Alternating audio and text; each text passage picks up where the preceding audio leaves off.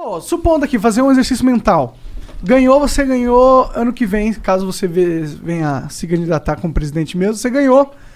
Qual que seria o seu plano de guerra aí? Porque vai ser uma guerra, se você quiser mudar o sistema de verdade, porque o sistema não vai querer mudar. E foi isso que iludiu muita gente no voto com o Bolsonaro. Claro. Porque ele disse que ia bater de frente. Ele ia pra guerra, caralho, mas aí colocou o Aras, tá ligado? Não foi pra guerra, tá ligado? Não, pelo contrário, se vendeu pro Centrão. Sim, ele falou pro cavalo de Troia, falou, vem cá, entra aí, entra todos os cavalos que derem. Então veja, essa é a pergunta. Então o que eu estou tentando fazer com vocês hoje aqui à noite?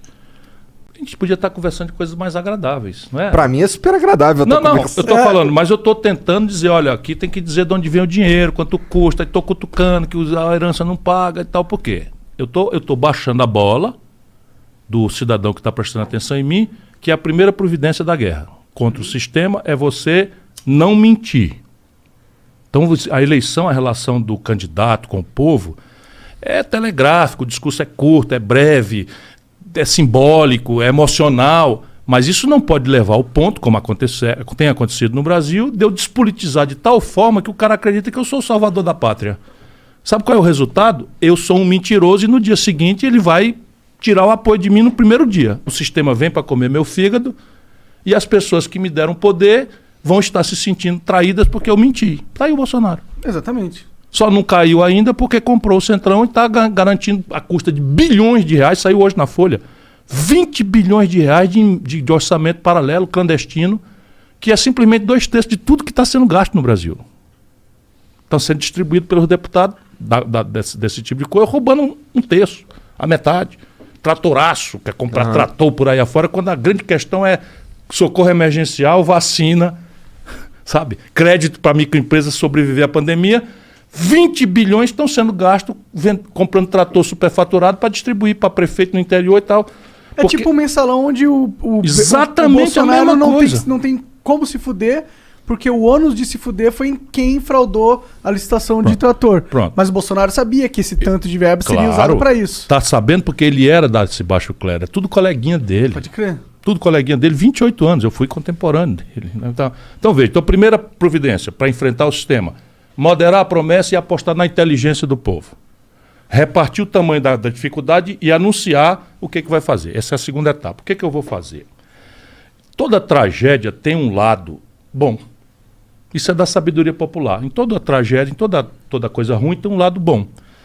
Qual é a tragédia brasileira? A quebradeira geral atingiu o coração do Pacto Federativo. Opa, que diabo é isso? É assim. Opa, gostei dessa, vai lá. União Federal, estados e municípios. Então, por exemplo, na saúde, o município faz a atenção básica, o estado faz a atenção hospitalar, e a União faz o financiamento, o regramento, etc., a imunização, blá, blá, blá. Então, esse Pacto Federativo brasileiro está um caos. Tem 23 estados brasileiros dos 27 quebrados.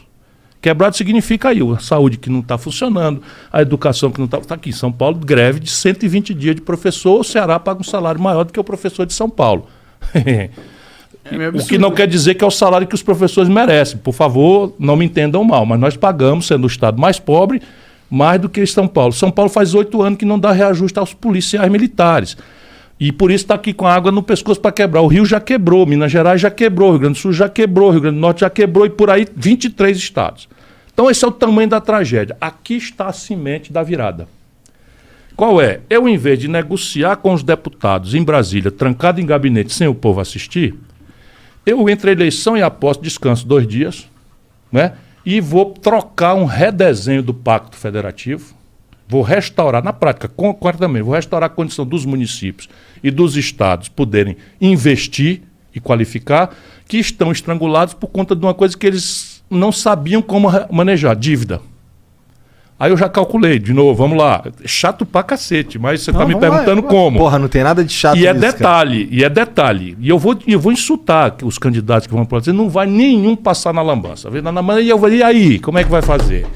Aqui eu vou propor isso aqui, ó, vou aumentar o tributo sobre heranças para 29%. A alíquota do imposto de renda para os grandes vai ser 35%. Eu vou arrecadar 70 bilhões cortando 20% das renúncias fiscais que vocês entregaram aí de gente que não devolve nada para o Estado, nem para a população, nem nada, e 300, você acertou, 10 Bolsa Família. Eu vou cortar 30%, ou 25%, ou 20%, vamos lá. Por que não cortar tudo disso? Tirar? Porque muitas vezes é um incentivo para gerar um emprego. Quando tem correspondência, por exemplo. Eu sei muito disso porque o Ceará tem, por exemplo, é sede da Grendene. A Grendene é uma empresa de calçados que transformou o Ceará no principal exportador de calçados do Brasil. O Ceará não é sede da matéria-prima, que os calçados da Grendene, por regra, são petroquímica. O Ceará não tem uma gota. E não é sede do mercado consumidor. Então é produzido lá, mas vendido fora.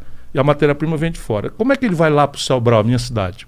Eles empregam 30 mil conterrâneos meus. Porra, gente pra caralho. Muita gente. Então como é que eles foram fazer o que lá?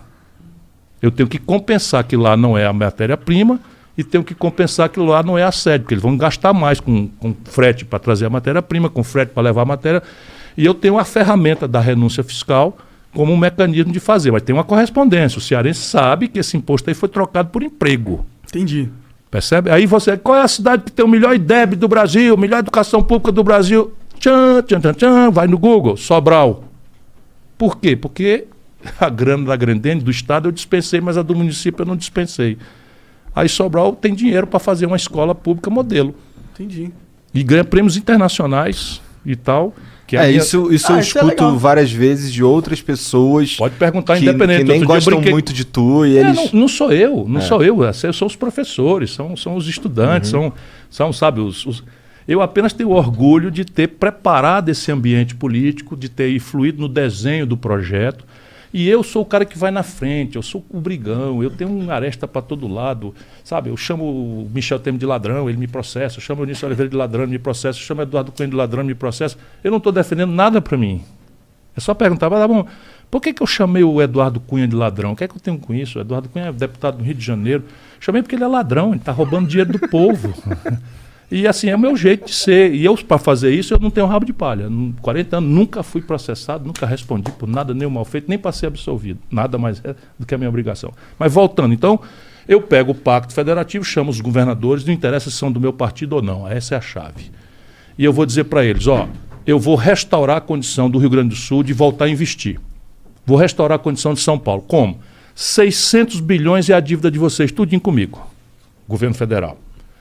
80% disso é São Paulo, Rio, Minas e Rio Grande do Sul. 4 estados. 8 vezes 6, 14. Então, assim, 400 não, como é? 6 vezes 8, 48. 480 dos 600 bilhões são 4 estados, que tem já uma boa parte da maioria do Congresso brasileiro. Os outros são só 200, que tem mais da metade do Congresso. Então eu vou chamar os outros para começar, que são os mais pobres, os menores, os pequenos. Vou dizer, vamos lá, vamos mudar o Brasil? Vamos, tá aqui, eu reestruturo a dívida, não vou dispensar, vou reestruturar a dívida. Vocês iam pagar para mim R$1 bilhão esse ano, vamos pagar só 100 milhões. Os 900 milhões vocês vão investir dentro de um projeto que nós vamos discutir a prioridade. A prioridade para mim é educação. Mas eu topo se você quiser fazer saúde. Mas eu não topo se você quiser fazer fonte luminosa. Aí eu não topo. É uma coisa de planejamento partilhado. Eu não vou impor, mas vou dar uma linha de prioridade para ter coerência. Saneamento básico, topo. Moradia popular, topo também. Por quê? Porque eu resolvo quatro assuntos de uma só cajadada. O emprego. E resolvo o problema de saúde, né? Do saneamento básico na porta do cidadão, do aluguel, do papel da casa, das periferias todas. Ninguém tem papel da casa, não pode ser cidadão, não pode tomar um empréstimo, não pode dar garantia. Tudo isso coisa que eu já fiz. Funciona, né? Funciona para valer, né? Eu digo, eu quero ter uma chance porque eu sou treinado. Eu estou me apresentando, por favor, não pense que é autoelogio, não, mas né, o cara tem que se exibir um pouquinho. Mas esses 900 milhões aí... Aí pronto, aí vira o quê? Vira uma dívida do Estado com outro prazo. Ele vai continuar devendo, só que com outro prazo. E esse milhão agora, em vez de ir para a União Federal, vai ficar com ele. E não vai fazer uma falta imediata para a União? Vai. Aí eu tenho que dizer como é que eu vou resolver o problema da falta para a União. Aí o que eu vou fazer? Pego 300 bilhões, 340 bilhões, 330 bilhões de renúncia fiscal, corto 25%. Aí eu pego o tributo sobre heranças, que é de 4%, eu vou fazer uma escala. Eu pego o ITR, vou falar baixinho aqui para eles não ficarem muito zangados comigo. Sabe o que é o ITR? Não. Imposto Territorial Rural, que é o IPTU do campo. Tá. Pois bem, o Brasilzão, fazenda brasileira, a grande fazenda do mundo do agronegócio, que lucra loucamente, recolhe de imposto territorial rural menos do que a cidade de São Paulo recorre de IPTU. Porra. É assim. Então esses caras não vão dizer, olha, o cara agora vai querer cobrar imposto, cara. Eu estava descendo hoje de Campos do Jordão, ali pertinho de Pindamonhangaba, onde eu nasci, Taubaté e tal, não sei o que, e tal, o gado ali. Onde é que já se viu criação extensiva de gado dentro da cidade? Sabe, dentro da cidade é para você ter uma estrutura de produção de coisa de valor agregado alto que se distribui ali, que é verdura, é cenoura, é beterraba, percebe? Só é assim porque... E é o que eu pretendo fazer. Não vai ser o governo federal, vai ser para os municípios. Então vai ser, a ITR vai mudar. E agora quem faz a planta de valores de São Paulo, da cidade de São Paulo, ou de Pindamonhangaba, ou de Taubaté, vai fazer a planta de valores da base rural.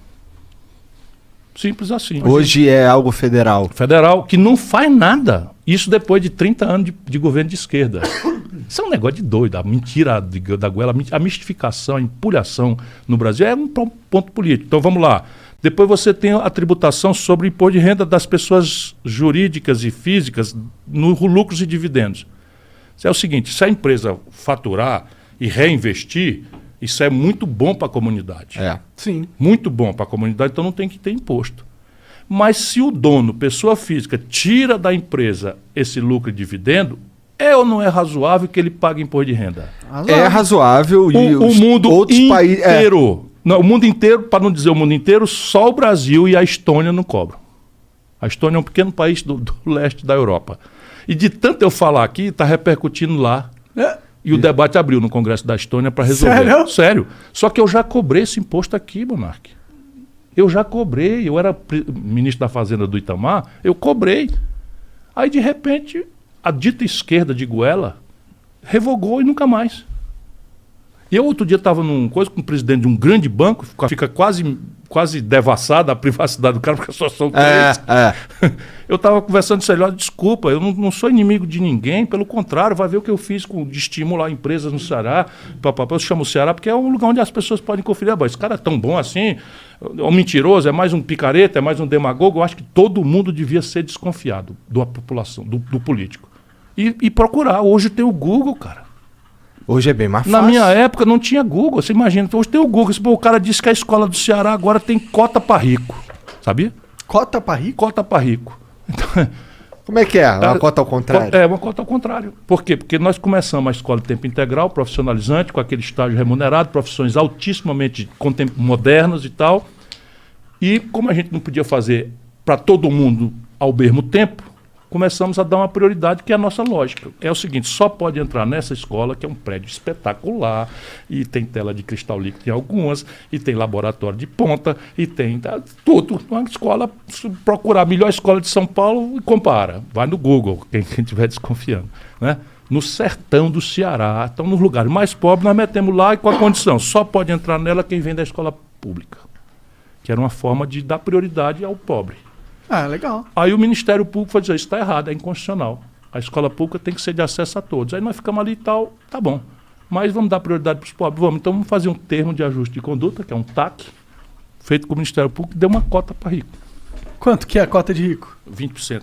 Entendi. Ah, legal. Porra, eu acho isso incrível, porque se a gente for falar do ensino superior no Brasil... É um desastre, dá vontade de chorar. A maioria dos caras que estudam nas melhores universidades públicas são os ricos, né? E a maioria dos que estão inadimplentes com fiéis são os pobres. Mas e aí, a gente tava naquele negócio do, tipo, chegou lá a guerra... Pronto, aí estava fazendo as propostas. Federativo. Então, mas eu troco o Pacto Federativo, eu vou construir uma mediação de atacado para substituir esse varejo corrupto. Uhum. Em que você se acerta com o bandido para o bandido não... De forma bandida para o bandido não perseguir tua bandidagem. Isso é um negócio que não deu certo. Sim. Por quê? Eu tenho muita experiência. Deu certo, eles estavam todos com a Dilma. A Dilma caiu. Deu certo, eles estavam todos com o Collor. O Collor caiu. Deu certo com o Lula, que estavam todos com o Lula. Ou o senhor Roberto Jefferson teve o Correio. O Valdemar Costa Neto estava no DENIT. O Renan Calheiros estava na própria Petrobras, o Sérgio Machado na Petrobras, o Eduardo Cunha, o Lula deu Furnas, o Gedel daqueles 51 milhões. Entra no Google aí, irmão. 51 milhões de reais. Salvador, apartamento, Gedel Vieira Lima. O Lula deu o Ministério da Integração e a Dilma deu a vice-presidente da Caixa Econômica. Deu certo, o Lula foi bater na cadeia, porra. Esse é o caminho certo do fracasso.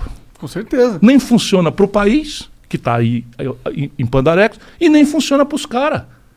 O que vai funcionar é outro caminho. O Itamar funcionou. Eu fui ministro do Itamar. Não teve muito escândalo. Eu fui governador, não tive um escândalo. E os que eu tive, eu fiz o quê? Afastei o cara, mandei apurar.